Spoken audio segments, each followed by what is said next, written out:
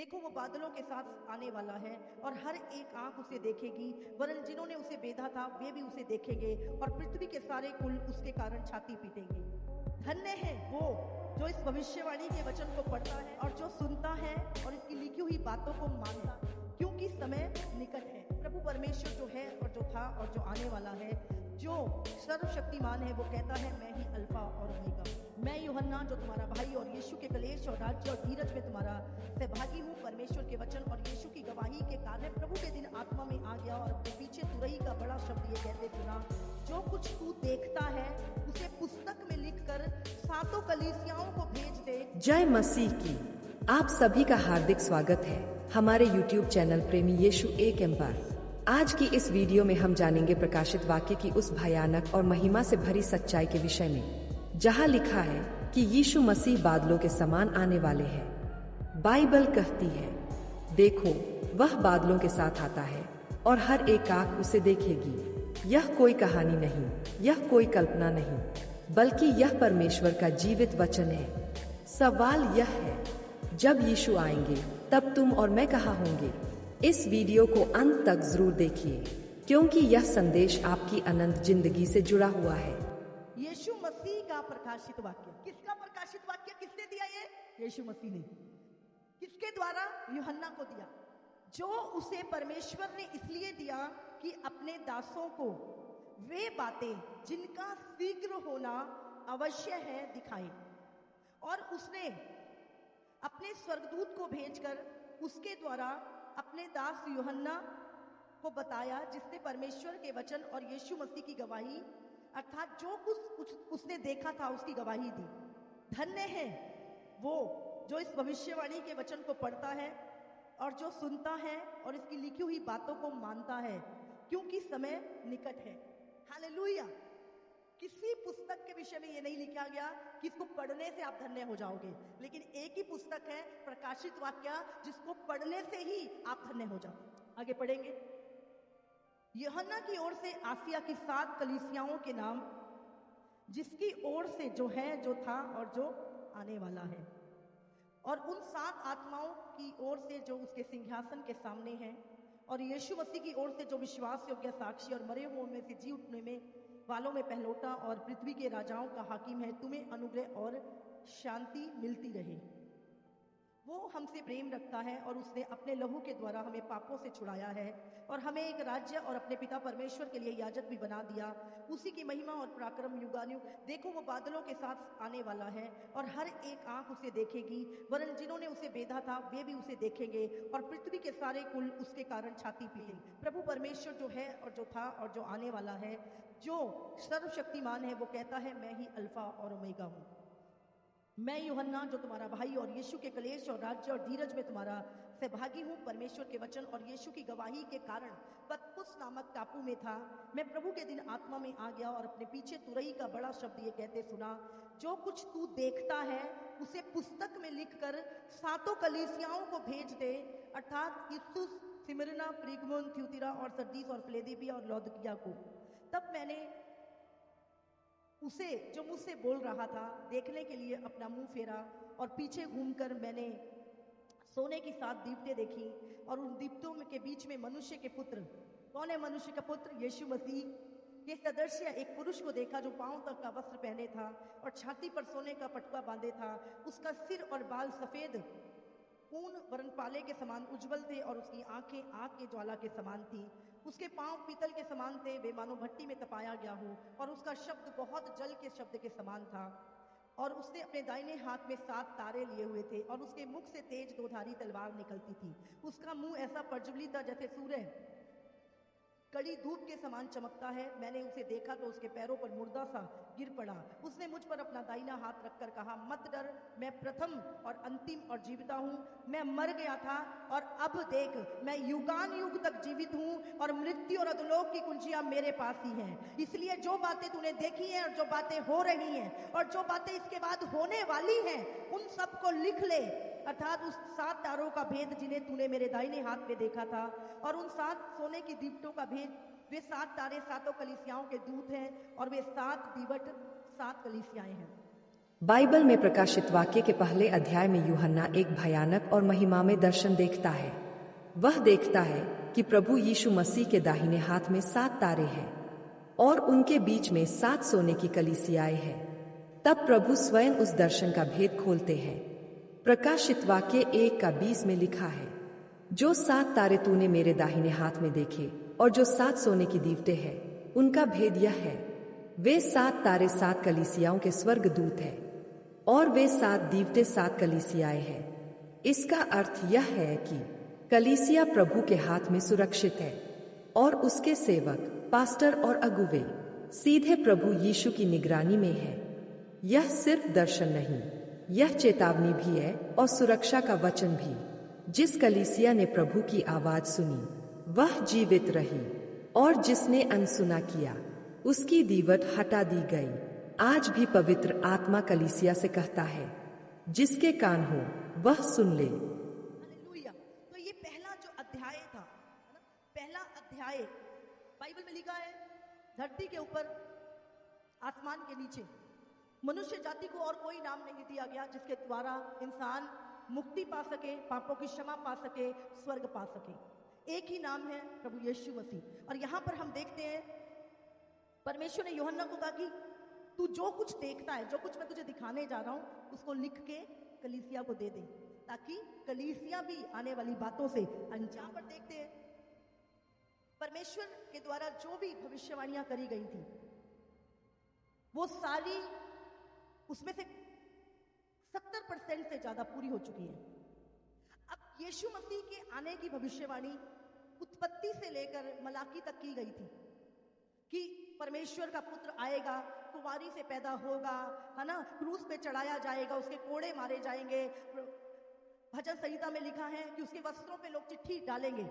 हाँ, एक एक भविष्यवाणी जो यीशु मसीह के बारे में पुराने नियम में लिखी गई थी, वो सारी भविष्यवाणियां जब यीशु मसीह धरती पर आए, वो सारी भविष्यवाणियां, एक एक भविष्यवाणी पूरी हुई।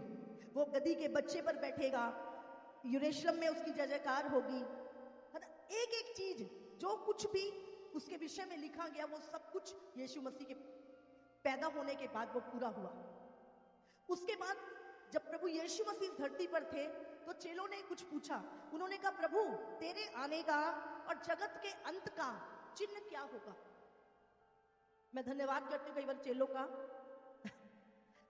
अगर वो ना पूछते। कई बार हमारा सवाल पूछना बहुत अच्छा होता है, हा?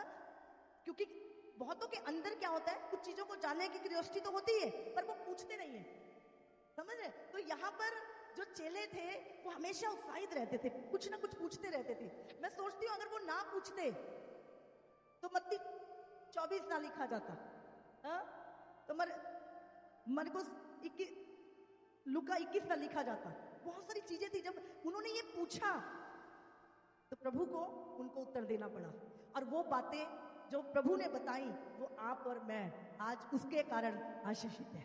हमने भी जाना कि वो क्या चिन्ह होंगे और हमें कैसे तैयार होना है। हालेलुया। तो अच्छी चीज है जब हम परमेश्वर के सामने क्यूरियोसिटी को जगाते हैं, हम जानना चाहते हैं चीजों को, प्रभु हमारे ऊपर चीजों को जाहिर करता है। तब परमेश्वर ने चेलों को बताया कि जब मैं आऊंगा इस दुनिया में दोबारा, और जगत का अंत, 2 सवाल पूछे थे कि जगत का अंत कब होगा और तेरा आना कब होगा। ये दोनों चीजें साथ साथ होंगी, प्रभु ने बताया। मेरे आने से पहले दुनिया में क्या क्या घटेगा और कैसे दुनिया संसार का अंत होगा, वो दोनों चीजें परमेश्वर प्रभु यीशु ने मत्ती 24 आप घर जाके उसे पढ़े, और लूका 21 उसको भी पढ़े घर जाके, जो यीशु मसीह ने चिन्ह दिए। यीशु के चेलों ने एक दिन प्रभु से बहुत गंभीर प्रश्न पूछा था, हे प्रभु हमें बता, तेरे आने का क्या चिन्ह होगा और जगत के अंत का क्या चिन्ह होगा? तब यीशु ने उनसे कहा, सावधान रहो, कोई तुम्हें भरमाने न पाए। प्रभु ने बताया कि अंत के दिनों में युद्धों की अफवाहें होंगी, जाति जाति के विरोध में खड़ी होगी, भूकंप आएंगे, महामारियां फैलेंगी और प्रेम ठंडा पड़ जाएगा। लेकिन यीशु ने यह भी कहा, जो अंत तक धीरज धरे रहेगा वही उद्धार पाएगा। आज हम वही सब चिन्ह अपनी आंखों से देख रहे हैं। प्रश्न यह नहीं है कि यीशु आएगा या नहीं, प्रश्न यह है क्या हम तैयार हैं। इसलिए आज ही मन फिराओ, पवित्र जीवन जियो और प्रभु के आने के लिए तैयार रहो, क्योंकि मनुष्य का पुत्र ऐसे समय आएगा जब तुम सोच भी नहीं रहे हो। हालेलुया। तो हम देखते हैं यीशु मसीह ने जब बोला था कि सुलेमान के समय का था, वो ढा दिया गया, फिर बना, और जब चेले उस मंदिर के विषय में बातें कर रहे थे कि प्रभु देख कितना बढ़िया संगमरमर का ये लगा है, प्रभु ने कहा पत्थर पे पत्थर भी नहीं रहेगा जो ढाया ना जाएगा। और ये भविष्यवाणी सन 70 एडी में एक से यीशु मसीह के जन्म से समय शुरू हुआ था। जो आज का जो कैलेंडर है वो यीशु के जन्म से शुरू हुआ था। हम कहते हैं ना एडी, बीसी, बिफोर क्राइस्ट, यीशु के आने के बाद, यीशु के आने से पहले। तो पूरी दुनिया, अगर आप अपनी भी डेट लिखते हो ना जन्मदिन की, तो वो यीशु की डेट से आती है। हालेलुया। तो आप कहीं भी भाग नहीं सकते प्रभु से, समझ रहे हैं आप। तो 70 एडी में, 100वीं सदी, जो पहला 1 से 70 तक, तो यीशु मसीह जब आए थे तो 33 साल इस संसार में वो रहे, 33.5 साल। तो 70 एडी में वो भविष्यवाणी पूरी हुई थी। और बाइबल बताती है कि वो किसी राजा के द्वारा वो मंदिर क्या है ढा दिया गया। और क्योंकि वो मंदिर में सोना लगा था, तो उन्होंने क्या किया, पत्थर भी कूट कूट के उसमें से सोना निकाला, जो यीशु ने कहा था कि पत्थर पे पत्थर भी नहीं रहेगा जो ढाया ना जाएगा। और वो भविष्यवाणी 70 एडी में पूरी हो चुकी है। हालेलुया। और उसके बाद जो भविष्यवाणियां कही गई वो भी पूरी हो चुकी है और कुछ पूरी होने वाली। प्रकाशित वाक्य में एक चीज बड़ी खास देखते हैं, यहाँ पे 7 नंबर बहुत आता है। हाँ? 7 कलीसियां, 7 तारे, 7 दीवट, 7 कटोरे, 7 मोहरे, 7 पहाड़ियां, 7 दूत, तो 7 चर्चें, तो 7 नंबर बहुत आता है। 7 नंबर जो है वो परफेक्शन का नंबर है, क्योंकि परमेश्वर ने 6 दिन में दुनिया बनाई और 7वें दिन विश्राम किया था। आज हम हफ्ते के 7 दिन किसने बनाए हैं? किसको पता 7 दिन होने चाहिए? 8 क्यों नहीं? 10 क्यों नहीं? 7 ही दिन क्यों? क्योंकि परमेश्वर के वचन में ही 6 दिन में दुनिया बनी थी और 7वें दिन उसने विश्राम किया। मैं आपको बताना चाहती हूँ कि 70 एडी में जब वो ढाया गया और कलीसिया उस टाइम थी धरती पर, और बहुत सारी कलीसियाएं 90 एडी में शुरू हो चुकी थी। दुनिया की अलग अलग जगहों पे बहुत सारी कलीसिया, चर्च शुरू हो चुकी थी। हालेलुया। और वो बहुत समय, उसके बाद बहुत बड़ा क्लेश काल भी आया, कलीसियाएं सताई गई। देखा कि कितनी मुश्किलों में कलीसिया निकली है। और यहूदी लोग, मतलब मेरी रूह कांप गई थी, क्योंकि शैतान हमेशा से इंसान के पीछे पड़ा रहा। वो नहीं चाहता था कि जो जगह, देखो शैतान कौन है पहले हमें समझना पड़ेगा। शैतान परमेश्वर के द्वारा बनाया हुआ पहले एक अभिषिक्त करूब था। एक होते दूत, एक सराब, एक करूब। करूब जो थे वो 5 ही बताते कि 5 करूब थे। और जो ये करूब था उसके बारे में यहीजकेल 28 में भी लिखा है और यशायाह 14 में भी इसके विषय में लिखा है, आप पढ़ सकते हैं। तो भाइयों और बहनों, बाइबल हमें बताती है कि शैतान हमेशा से बुरा नहीं था। यहेजकेल 28 में लिखा है कि वह एक समय अभिषिक्त का रूप था, परमेश्वर की उपस्थिति में रहने वाला, सुंदरता से भरा हुआ, बुद्धि और तेज से परिपूर्ण। उसके शरीर में बहुमूल्य पत्थर जड़े थे। वह परमेश्वर के पवित्र पर्वत पर चलता था। लेकिन फिर क्या हुआ? उसके हृदय में घमंड भर गया। उसने अपनी सुंदरता पर भरोसा किया और अपने रचने वाले को भूल गया। फिर यशायाह 14 में लिखा है, हे भोर के तारे, तू कैसे स्वर्ग से गिर पड़ा? उसने अपने मन में कहा, मैं स्वर्ग पर चढ़ूंगा, मैं परमेश्वर के समान हो जाऊंगा, मैं सिंहासन ऊंचा करूंगा। यही घमंड उसकी गिरावट का कारण बना। जो स्वर्ग में था वह धरती पर फेंक दिया गया। जो प्रकाश का दूत था वह अंधकार का शासक बन गया। शैतान का पाप व्यभिचार नहीं, चोरी नहीं, हत्या नहीं, बल्कि घमंड और विद्रोह था। इसलिए आज भी परमेश्वर हमें चेतावनी देता है, जो शैतान को गिरा सकता है वही पाप आज इंसान को भी गिरा सकता है। नम्र बनो, परमेश्वर पर निर्भर रहो, क्योंकि जो घमंड करता है वह शैतान के मार्ग पर चलता है। कान हो तो सुनो, यह केवल कहानी नहीं, यह हमारे लिए चेतावनी है। ये इसको बनाया गया था, स्पेशल रीति से प्रभु ने बनाया था इसको। इसके अंदर सारे इंस्ट्रूमेंट, म्यूजिक फिट था और इसको 7 तरह के मड़ियों से बनाया गया था। 7 तरह के ऐसे बहुमूल्य पत्थर उसमें जड़े गए थे और ये इतना खूबसूरत था और बुद्धि से भरपूर था। और ये क्या करता था, ये हमेशा परमेश्वर के सिंहासन के सामने अपने पंखों को फैलाए हुए खड़ा रहता था और परमेश्वर की आराधना किया करता था। हालेलुया।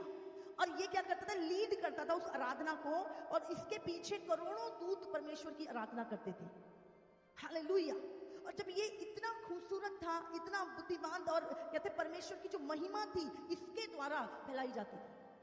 और एक दिन इसके मन में एक बात आई, कहते ना जब तुम किसी को दूर से देखते हो तो तुम्हें उसके मिलने की चाह रहती है।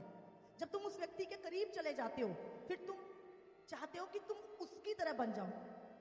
कोई बुरी बात नहीं, लेकिन एक समय आता है जब तुम सोचते हो मैं इसको हटाकर मैं ही इस पोजीशन पे आ जाऊं, वो रॉन्ग है।